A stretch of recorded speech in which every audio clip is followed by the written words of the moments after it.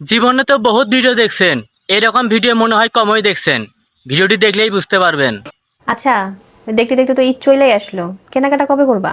এখনো 15 দিন বাকি আছে, দিব, সমস্যা নেই, মার্কেট করে দিব। আম্মু ফোন দিছে। ধর ধর কি বলে দেখো।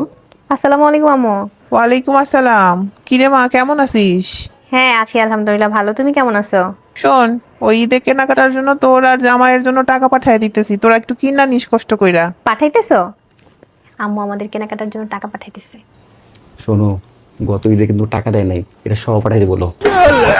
পাঠাইতেছো তো ঠিক আছে, কিন্তু কথা হইতেছে তো তুমি তো গতবার ঈদে কিছু দিছিলা না, বলছিলা যে এবার দিবা বেশি কইরা, তো কি ওইটা তাহলে মিলাই দিও। কোরবানিতেও দেয় নাই, সেটাও দিতে বলো। আর গতবার কোরবানিতেও তো কিছু দিছিলা না, তাহলে ওইটা মিলাই দিও। কোরবানিরটাও দিব? যদিও তোমার জামাই আবার এগুলা নিতে চায় না, বুঝছো, শুনলে মন খারাপ করবে, কিন্তু তারপরেও না দিলে আবার আমার ইজ্জত থাকে না বলো। ও, জামাই আবার রাগ করবে?